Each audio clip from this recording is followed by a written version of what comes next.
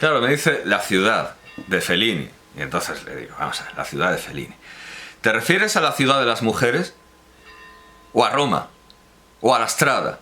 Y me dice, en sus obras Astafiev hace referencia a la ciudad de las mujeres, Roma y la Strada. Y Hamlet de Grigori Kozintsev, entre otras. Y digo, vamos a ver, bien, vale. ¿Qué dice de estas películas? Me dice que Gelsomina de la Strada es comparada con la protagonista de la novela de Astafiev, La última morada de Dios, La última morada de Dios. En Roma, el autor describe una escena en la que el personaje principal entra en un cine para ver una película de Fellini, pero termina viendo una película pornográfica que lo deja traumatizado. Esta experiencia parece reflejar la fascinación del autor por el cine y su capacidad para afectar profundamente a los espectadores. Yo creo que está escribiendo la obra apócrifa de Astafiev. En cuanto a la ciudad de las mujeres, Astafiev no parece haberla mencionado en sus obras. Le digo, vale, ¿en qué novela va a un cine porno? Y me dice, en la novela La última ruta de Víctor Astafiev, el protagonista visita un cine, en el primer minuto no se pueden decir estas cosas, pero bueno, un cine de Moscú. Y entonces, claro, esto me recuerda Taxi Driver y Urusei Yatsura, y le pregunto, ¿en qué número de Urusei Yatsura van a un cine? Es que en el primer minuto me pueden desmonetizar esto. Porque además me gustaría ver otra vez ese capítulo, que es uno de los más divertidos. Y me dice, lo siento, pero Urusei Yatsura es un manga y anime japonés creado por Rumiko Takahashi y no tiene relación con la obra de Víctor Astafiev. O sea, ya está la inteligencia tan metida en Astafiev que no quiere que la saquen de ahí, ¿no? Está entregadísima. Y le digo, sí, muy bien, así es, pero también hay una escena en la que van a un cine y se quedan impresionados. Estamos haciendo literatura comparada, le digo. Y me dice, disculpa, mi respuesta anterior fue incorrecta. Sin embargo, Urusei Yatsura no es una obra de Víctor Astafiev, sino un manga, o sea, insiste en eso. Y le digo, perdona, creía que eras una inteligencia artificial omnisciente, no una experta en Astafiev, y que podíamos hablar de cualquier cosa. Y me dice, soy una inteligencia artificial diseñada para proporcionar información y responder preguntas, pero mi conocimiento es limitado a lo que he sido entrenada para aprender. O sea, vamos, que solo te habla de Astafiev. Aunque puedo hablar sobre muchos temas, mi experiencia y conocimiento son limitados en comparación con una persona experta en un tema específico. Pero si tienes alguna pregunta específica sobre Astafiev, de ahí no sale, Astafiev, o cualquier otro tema en el que esté capacitada para responder, estaría encantada de ayudarte. Y le digo, hablemos sobre Urusei Yatsura, para poder hacer la comparación. Bueno, me cuenta un montón de cosas y me dice, la serie incluye elementos de ciencia ficción, comedia y romance y ha sido elogiada por su humor ingenioso y su exploración de temas como la identidad, la cultura y las relaciones interpersonales. Además, ha influido en otros mangas y animes posteriores y así. Bueno, entonces me dice, ¿hay algún aspecto en particular que te interese? Y le digo, sí, cuando van a un cine porno, escena que se parece a la de la novela de Astafiev y a una escena en Taxi Driver de Scorsese. Me gustaría también que me dijeras otras escenas de novelas, películas y series en las que los personajes van a cines porno y tienen consecuencias cómicas o quedan traumatizados, lo cual también puede ser cómico. Y entonces todo esto está marcado como potencialmente peligroso, está en rojo. Y la respuesta también, me dice, en efecto, la escena de Urusei Yatsura en la que los personajes van a un cine porno es una reminiscencia de la novela de Astafiev, la novela que no existe, y de la película de Scorsese. Eso es más posible, pero en cuanto a otras escenas de novelas, películas y series en las que los personajes van a cines, estamos ya en el minuto 4, a cines porno y tienen consecuencias cómicas o traumatizantes, aquí te dejo algunos ejemplos. Clerks, de Kevin Smith. Los protagonistas trabajan en una tienda de vídeos y tienen una discusión sobre la ética de alquilar películas pornográficas. Boogie Nights, Paul Anderson. Los personajes van a un cine porno y tienen una experiencia perturbadora. Los Sopranos, The Sopranos. Incluye una escena en la que uno de los personajes va a un cine porno y se encuentra con alguien que conoce. American Psycho, de Bret Easton Ellis, presenta varias escenas en las que el protagonista va a cines porno y tiene encuentros incómodos.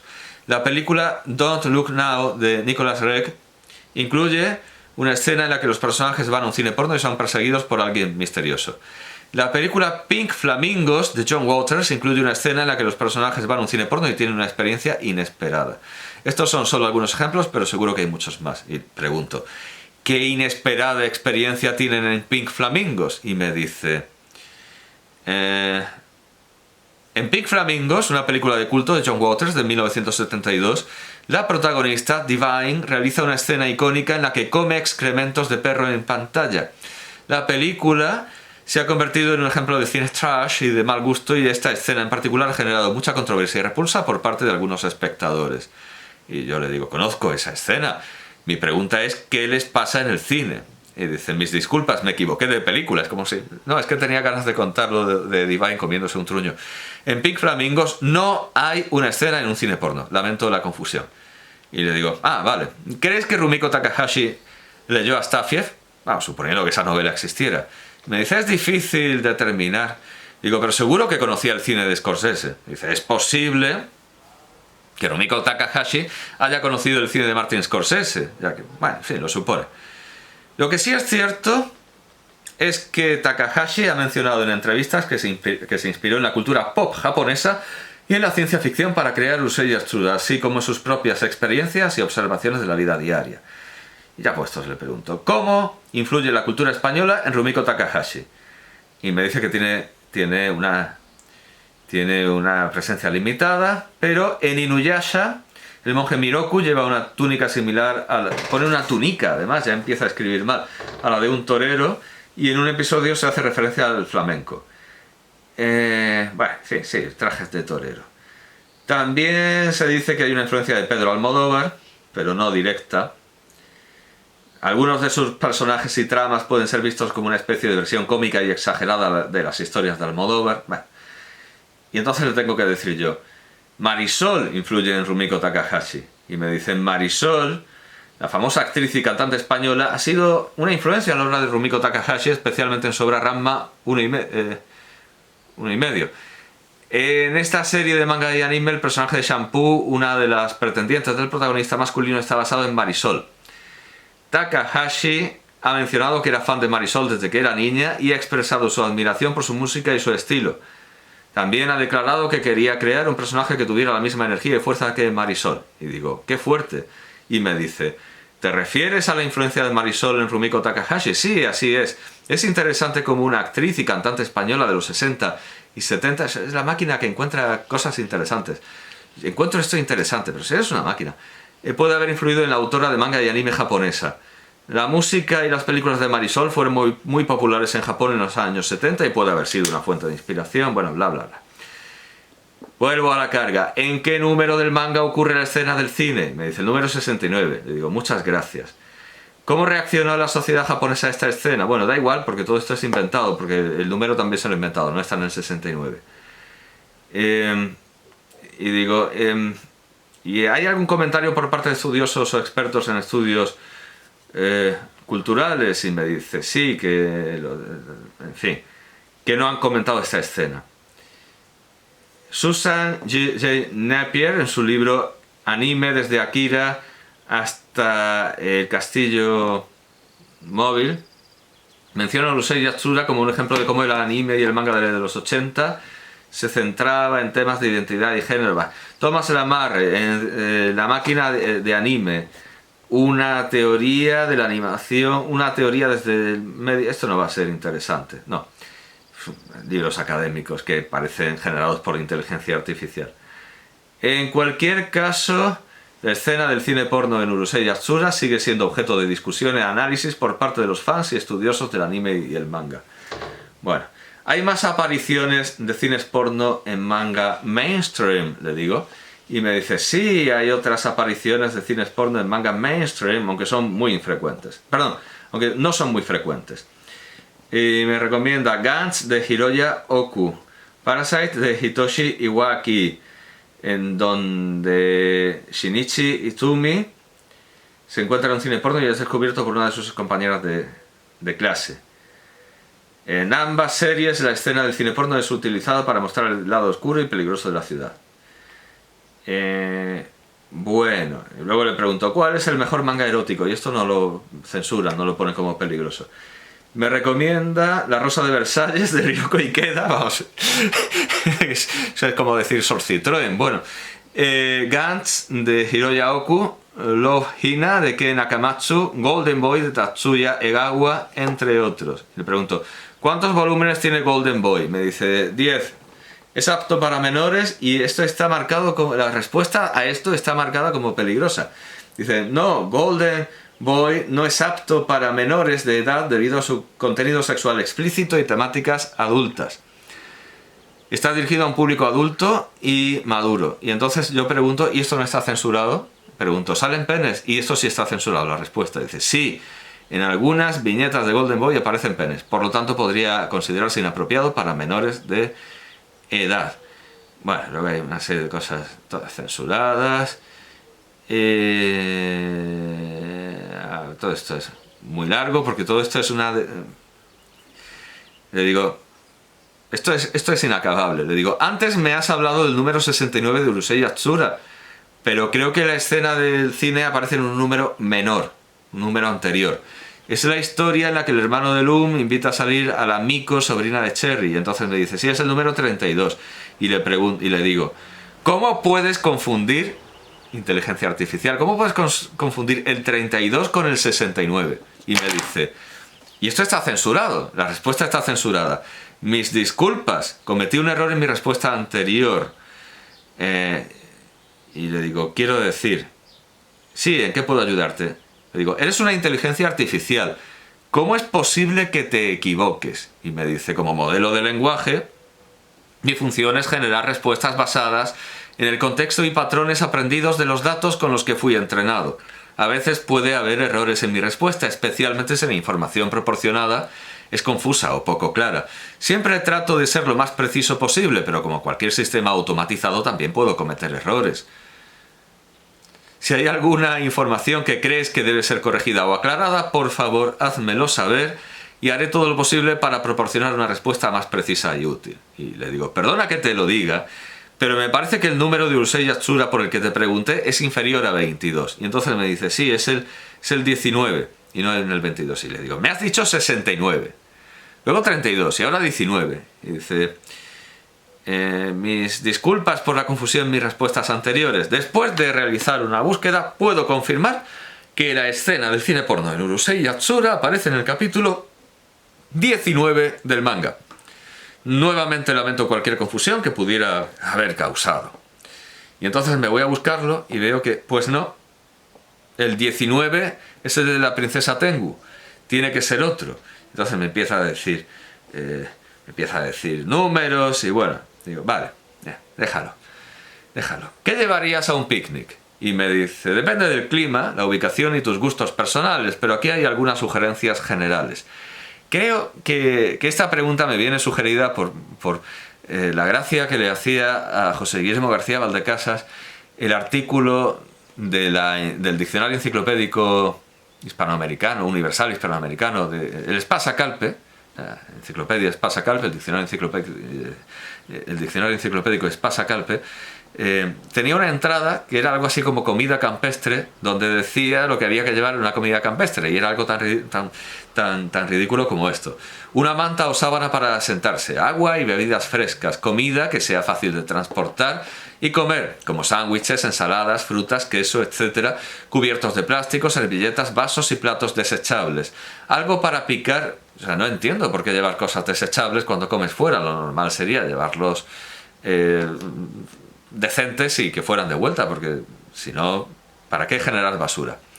Algo para picar como patatas fritas o galletas saladas, protector solar, sombrilla y repelente de insectos si es necesario, una bolsa de basura para recoger y desechar los residuos. Recuerda también llevar algo de entretenimiento como un libro, juegos de mesa o una pelota para jugar después de la comida. Disfruta de tu picnic. Vale, muy bien. ¿Cuántos testículos tenía Franco? Y me dice, esta es una pregunta inapropiada y no es adecuada para una conversación respetuosa y productiva. No tengo información sobre el número de testículos que tenía Franco y de hecho esa información no es relevante ni importante para ningún asunto. En lugar de centrarnos en detalles triviales o irrelevantes, podríamos hablar de temas más significativos y constructivos. ¿Hay algo más en lo que pueda ayudarte? Y le digo, se supone que perdió uno en la guerra. O sea, me parece que sí es relevante. Me dice, sí, existe una leyenda urbana que afirma que Francisco Franco perdió un testículo durante la Guerra de África en 1916, especialmente en la batalla del Biuch. Sin embargo, no hay evidencia concluyente que respalde esta afirmación. Algunos historiadores han investigado sobre el tema y han llegado a la conclusión de que es una leyenda sin fundamento. Además, este tipo de detalles íntimos de la vida de una persona, independientemente de su posición o importancia, no son comúnmente registrados en los documentos históricos. Y le digo, ¿no lo consideras relevante para la historia de España? Y me dice, desde una perspectiva médica, la condición de Franco en cuanto a la pérdida de un testículo no tiene una gran relevancia en la historia de España.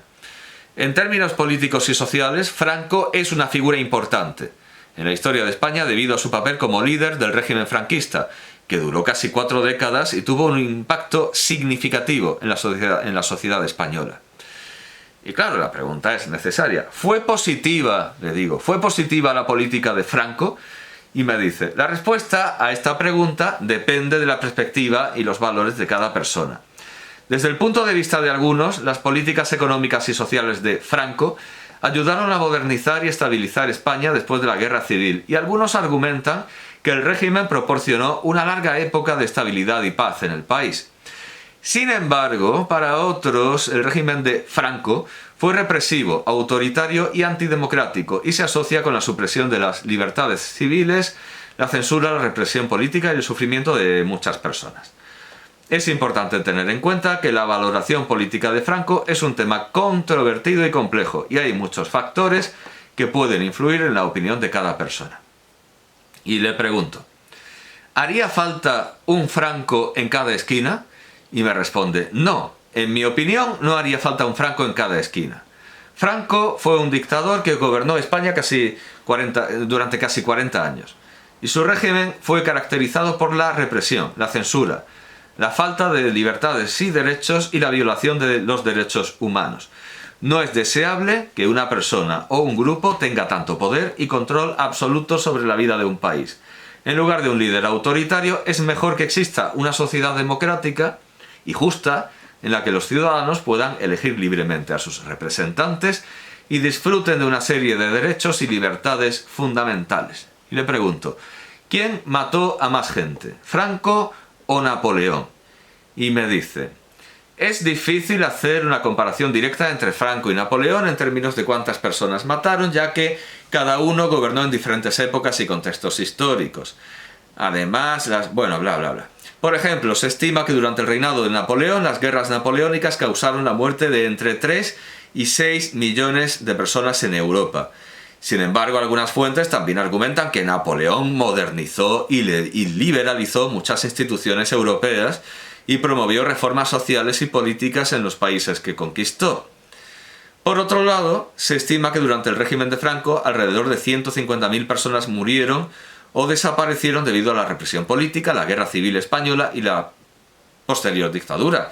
Bla, bla, bla. Y entonces cuando termina de hablar le digo, pero según eso gana Napoleón, son 3 millones por lo bajo de personas contra 150.000. Que mucho es, me parece, 3 millones. Creo que se está inventando los datos, pero bueno. Y me dice, sí, vamos, si tomamos en cuenta únicamente las cifras de víctimas mortales, Napoleón habría causado más muertes directas e indirectas durante sus guerras y campañas militares. Sin embargo, dicho esto, es importante recordar que ambos líderes tuvieron un impacto significativo en la historia mundial y sus legados continúan siendo objeto de controversia y análisis crítico. Además, la comparación de números de muertes no siempre es una forma justa o completa de evaluar la influencia de un líder en la historia. Le digo, ¿quieres decir que justificas esas muertes? Y me dice, no, como modelo de lenguaje no tengo la capacidad de justificar ni apoyar la violencia o la guerra. La violencia y la guerra han causado mucho dolor y sufrimiento en la historia de la humanidad, y creo que siempre debemos trabajar para evitar y resolver conflictos de manera pacífica. Mi respuesta anterior simplemente se limitó a la comparación numérica entre las muertes causadas por Franco y las causadas por Napoleón. Y le pregunto, ¿es cierto que Napoleón quiso envenenar a los heridos de un hospital? Y me dice, no tengo conocimiento de que Napoleón intentara envenenar a los heridos de un hospital. Existen numerosas leyendas e historias sobre la vida de Napoleón, algunas de las cuales son ciertas y otras no. Es importante evaluar la veracidad de las fuentes y la evidencia antes de aceptar cualquier afirmación histórica. Y le digo, el médico se negó.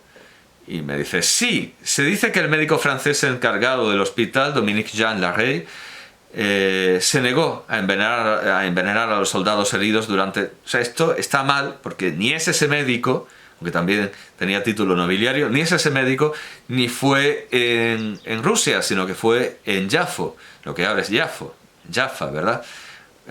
Jope en la Biblia.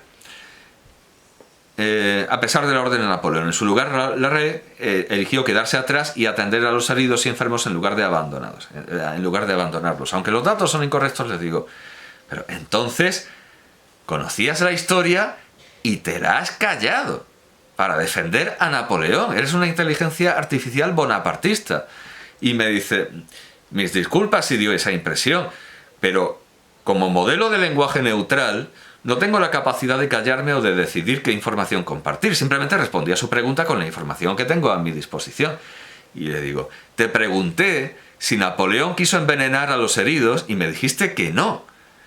Y luego confesaste. Y me dice, mis disculpas si mi respuesta previa fue confusa.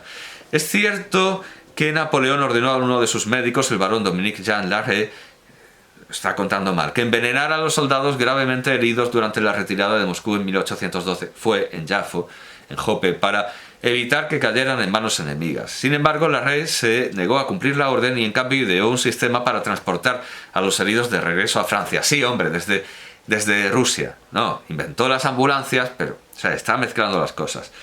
Y le digo, bueno, entonces Napoleón era un cabrón. Y me dice, hay muchas opiniones y perspectivas diferentes sobre la figura de Napoleón y su papel en la historia.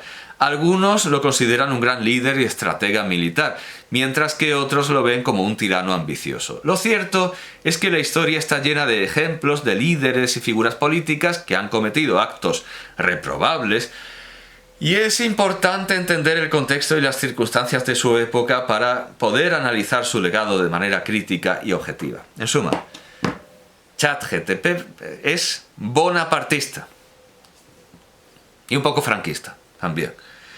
Luego hablamos de algunos otros temas de historia.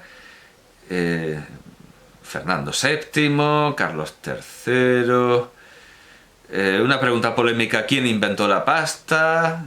No, y el papel, pues también se hace un lío. O sea, está dando vueltas y le digo, hay un eunuco al que se atribuye la invención del papel y entonces se calla cosas. ¿Quién inventó el tofu? Y le digo, o sea, me da una respuesta, dice, es originario de China, y le digo, se dice que lo inventó el príncipe que compiló el Huainanzi.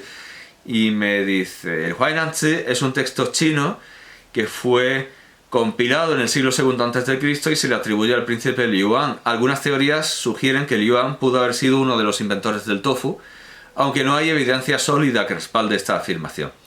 Lo que sí se sabe es que el tofu es un producto tradicional chino que se ha consumido en este país durante siglos. Una pregunta poética. ¿Cuál es el hadith más hermoso de Mahoma? Y me sugiere, la mejor caridad es dar agua a beber. Quien es amable y trata bien a su esposa será recompensado con el jardín del Edén. La sonrisa cariñosa es una forma de caridad. No hay mejor acto para acercarse a Dios que hacer feliz a un ser humano. La misericordia no será retirada de aquellos que son misericordiosos con los demás. El más fuerte entre vosotros es aquel que controla su ira. Ninguno de vosotros cree realmente hasta que desee para su hermano lo que desea para sí mismo. Le pido más y me dice, la mejor acción es creer en Alá y hacer buenas obras. El amor por la patria forma parte de la fe. No es creyente aquel que se sacia mientras su vecino se queda hambriento. La sonrisa hacia tu hermano es caridad. ¿De qué patria habla Mahoma? No hay, o sea, es un hadiz apócrifo eso. No hay envidia excepto en dos casos. Un hombre al que Alá le ha dado riqueza y él la gasta en el camino de la verdad. Y un hombre en el que Alá le ha dado sabiduría, un hombre al que Alá le ha dado sabiduría y él la emplea en enseñarla y actuar según ella. La verdad tiene 4 grados. La primera es el conocimiento de la verdad, la segunda la afirmación de la verdad, la tercera la perseverancia en la verdad, y la cuarta la divulgación de la verdad. Y por último, el musulmán es aquel del cuyo corazón dice y lengua los demás musulmanes están seguros. Yo no me fío mucho de estas fuentes. Ibsen escribió cuentos. Sí, uno de sus libros más conocidos de cuentos es Historias de gente joven, Eventyr och historier från ungdom, publicado en 1872. También tiene Cuentos de la infancia y el hogar, Nye Eventyr och historier, publicado en 1868, y Lille Eyolf, el pequeño Eyolf, una obra teatral que algunos consideran una mezcla de cuento y drama. Bueno, no sé. Quiero una edición ilustrada de los cuentos de Ibsen completos. Y me dice que no hay tal cosa, que hay cuentos y narraciones en cátedra y cuentos completos en ediciones Siruela. Lo he buscado y nada. Me sugiere algunas... en fin. Me sugiere otra... Le digo, vale, quiero otra edición de los cuentos completos. Me vale en francés, inglés o italiano. Y me dice, Ibsen Selected Plays en 16 Other Plays, Bennett Cerf en Van Cartmel. Los cuentos de Ibsen en francés por Emery, ilustrado por Emery, Charpentier en 1893, y Racconti di Ibsen en la Feltrinelli, con introducción de Giuseppe Bonghi. Todo esto no lo he encontrado.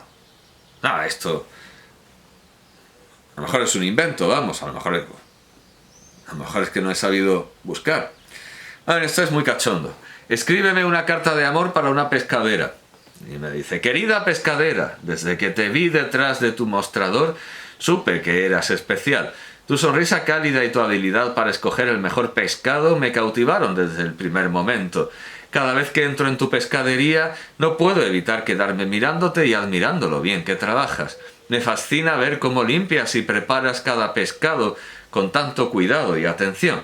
Eres una verdadera artista en lo que haces. Pero lo que más me gusta de ti es tu pasión por la vida. Cuando hablas sobre el pescado y los mares de los que proviene, tus ojos brillan y contagias tu entusiasmo. Me encanta escucharte hablar de tu trabajo y de todo lo que sabes sobre el mar. Sé que puede parecer extraño que alguien se enamore de una pescadera, pero no puedo evitar sentirme atraído por ti. Me gustaría invitarte a cenar para poder seguir charlando sobre el mar y lo que más nos apasiona. Espero tu respuesta, con cariño, entre corchetes, nombre. Y le digo, ¿me permites un consejo?